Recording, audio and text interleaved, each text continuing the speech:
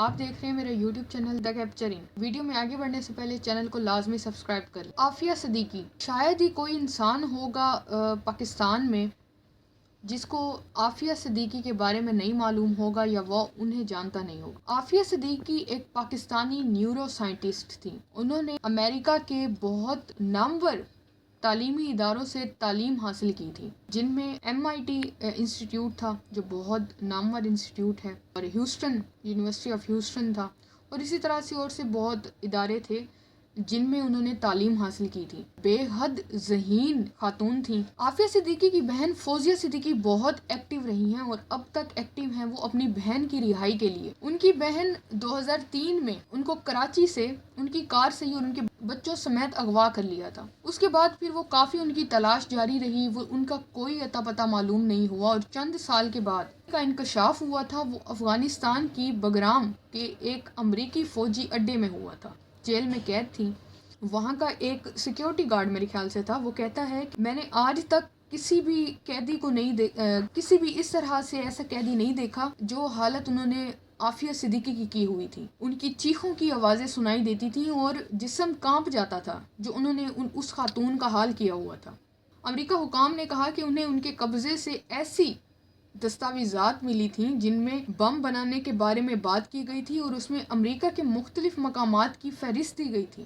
اب اس میں کچھ بھونڈے الزامات بھی ہیں۔ اس کے بعد عافیہ صدیقی نے اپنے خلاف لگائے گئے الزامات کو مسترد کیا تھا۔ اسی میں ان کی بہن نے بھی بتایا کچھ دن پہلے کہ جو عافیہ صدیقی کے شوہر تھے وہ بھی کافی تشدد کرتے تھے عافیہ صدیقی پہ، اور ایک بار کا وہ واقعہ بتاتی ہیں کہ ان کا جو ایک بیٹا، میرے خیال سے احمد ان کا جو بیٹا تھا، وہ روتا ہوا اس نے کال وغیرہ کی فوزیہ صدیقی کو اور بتایا کہ جو میری مدر کا جو منہ ہے وہ تقریباً پورا اس طرح سے رپچر ہو چکا ہے کہ ان کو ٹانکوں کی ضرورت ہے۔ مطلب اس طرح سے عافیہ صدیقی کے شوہر نے ان پہ تشدد کیا تھا، اور وہ بعد میں ان کو ریسکیو کیا گیا، ڈاکٹر کے پاس لے جایا گیا اور ان کو ٹانکے سٹیچز لگوائے گئے منہ پہ۔ اب اس میں ہماری حکومت کی نااہلی بھی بہت زیادہ شامل ہے۔ جتنی حکومتیں گزری ہیں انہوں نے خاص کوئی اس پہ ایکشن نہیں لیا عافیہ صدیقی کے اس سارے کیس میں۔ اب ان کی بہن فوزیہ صدیقی نے ہر حربہ استعمال کیا۔ کون سا فورم ہوگا جو انہوں نے جا کے اپنے اس پیغام کو نہیں پہنچایا کہ ان کی بہن کی رہائی کے لیے انتظامات کیے جائے، امریکی حکام سے، امریکی حکومت سے بات کی جائے، لیکن کسی نے خاطر خواہ کوئی توجہ نہیں دی۔ ہر حکومت نے کہا کہ ہم ضرور اس پہ بات کریں گے۔ عمران خان نے بھی اقتدار میں آنے سے پہلے کہا تھا کہ ہم عافیہ صدیقی کے لیے کچھ نہ کچھ کریں گے، لیکن کچھ نہیں ہوا جب وہ امریکہ گئے تھے۔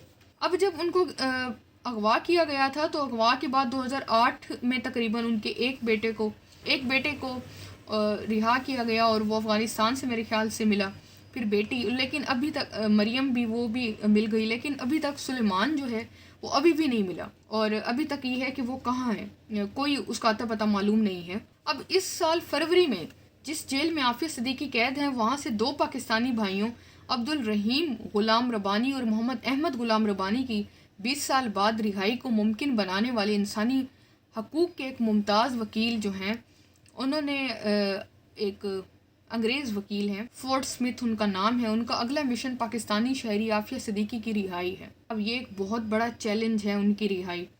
اب ان کو جب ان پہ ٹرائل چلا تو ٹرائل میں ان کو 86 سال کی سزا سنائی گئی ہے، اور وہ امریکی ریاست ٹیکسس کے ایک وفاقی جیل میں 86 سال کی قید کی سزا کاٹ رہی ہیں۔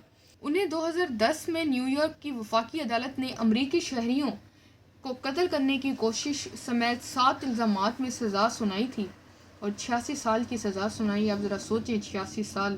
اب یہ جو وکیل ہیں وہ عافیہ صدیقی کا کیس لڑیں گے اور انہیں رہا کروا کر پاکستان لائیں گے، اور یہ جو وکیل ہیں وہ اس سال جنوری میں عافیہ صدیقی سے ملنے گئے تھے۔ اب یہ جو ہے گوانتنامو بے جیل ہے، جن قیدیوں سے اب تک میں ملا تھا وہ ان سے زیادہ نفسیاتی صدمے کا شکار ہیں۔ ان کو اس طرح سے ٹارچر کیا جاتا ہے اس جیل میں کہ وہ اپنے حواس میں اب نہیں ہیں۔ ان کا یہ بتایا جاتا ہے کہ وہ ایک نارمل ہیومن بینگ نہیں رہی، ایک انسان جیسے سوچتا ہے، نارمل سوچتا ہے، وہ ان کو ایک پراپر ڈاکٹر کی، ان کو پراپر نفسیاتی ڈاکٹر کی ضرورت ہے، اور وہ ایک نفسیاتی صدمے کا شکار ہے۔ عافیہ صدیقی پر الزام تھا کہ انہوں نے 2008 میں افغانستان کے صوبہ غزنی میں افغان پولیس کے ایک کمپاؤنڈ میں ایک امریکی فوجی افسر کی رائفل اٹھا لی اور امریکی فوجیوں اور FBI اہلکاروں پر فائرنگ کی، جو اس وقت عافیہ کے القاعدہ سے اور اس وقت کے القاعدہ کے ساتھ ان کے مبینہ روابط کے بارے میں تفتیش کر رہے۔ اب یہ جو وکیل ہیں یہ کہتے ہیں کہ میں عافیہ کی یہ جو کلائیو سمتھ مزید کہتے ہیں کہ عافیہ کی رہائی ممکن ہے، یہ کہتے ہیں، لیکن ہم اگر دیکھیں تو ہماری کوئی پراپر بائی لیٹرل ٹریٹیز نہیں ہے امریکہ کے ساتھ۔ ٹریٹی اس طرح کی ہوتی ہے کہ ہم سائن کرتے ہیں کوئی کچھ چیزوں پہ کہ آپ اس طرح سے ہم آپ سے کچھ چیزوں پہ اتفاق کرتے ہیں یا آپ کی ان چیزوں کو مانتے ہیں اگر کوئی بھی رہائی کا ہوگا یا کچھ اس طرح سے، لیکن ہماری کوئی بھی ان کے ساتھ معاہدے نہیں ہیں عام الفاظ میں آپ اس طرح سے سمجھیں۔ انہیں پاکستان کی کسی وہ کہتے ہیں کہ اس کا حل نکالا جا سکتا ہے جن سے دونوں فریق مطمئن ہو جائیں۔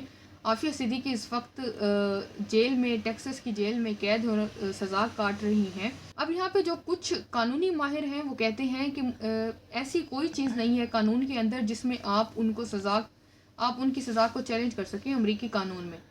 اور دوسرا یہ کہ یہ بہت مشکل ہے کیونکہ پاکستان اور امریکہ کے درمیان کوئی بائی لیٹرل ٹریٹی نہیں ہے، اور اس کے بعد ملٹی لیٹرل ٹریٹی ہوتی ہیں، یہ ٹریٹیز ہوتی ہیں وہ سے ممالک کے درمیان، پاکستان اس کا بھی ممبر نہیں ہے۔ تیسری چیز قانون کے تحت ایک جو چیزیں ہوتی ہیں وہ ریلیز ہوتی ہیں، لیکن بہت مشکل ہے کہ ان میں کوئی چیز کام کرے، لیکن یہ بہت پر امید ہے، اللہ کرے یہ اس اپنے مقصد میں کامیاب ہوں اور عافیہ صدیقی کو جلد رہائی ملے۔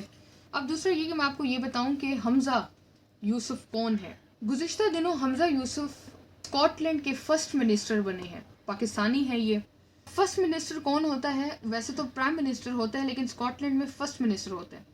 اب یہ پاکستانی ہیں اور یہ فرسٹ منسٹر بنے ہیں، جو ایک اسکاٹ لینڈ کی تاریخ میں بھی پہلی بار ہوا ہے کہ اسکاٹ لینڈ میں ایک پاکستانی ان کا فرسٹ منسٹر ہے اور اسکاٹ لینڈ کو وہ لیڈ کر رہا ہے۔ اب ان کا تعلق پاکستان سے ہی ہے اور یہ تقریباً 60s میں پاکستان سے موو کر کے گئے تھے اسکاٹ لینڈ، اور ان کی بہت ہی زیادہ خدمات ہیں باقی بھی اسکاٹ لینڈ میں، جو جس پارٹی سے یہ منتخب ہوئے ہیں فرسٹ منسٹر اس میں، اور پہلے یہ صحت کے وزیر رہ چکے ہیں اور اسی طرح سے اس مختلف وزارتوں میں بھی رہے ہیں اور انہوں نے بہت اچھا کام کیا ہے، اور اب وہ فرسٹ منسٹر کے طور پہ الیکٹ ہو چکے ہیں۔ انہوں نے جس دن وہ الیکٹ ہوئے حلف لیا، اور یہ بھی بات آپ سن کے حیران ہوں گے کہ فرسٹ منسٹر جب یہ انہوں نے صحت کا جو ایک وزارت تھی وہ اس کا حلف لیا تھا تو انہوں نے انگلش میں بھی لیا تھا اور اردو میں بھی لیا تھا۔ امید ہے آپ کو ویڈیو پسند آئی ہوگی، اپنا فیڈ بیک لازمی دیجیے گا۔ اگر ابھی تک آپ نے چینل کو سبسکرائب نہیں کیا تو چینل کو لازمی سبسکرائب کر لیں، ویڈیو کو لائک کریں، شیئر کریں۔ اللہ حافظ۔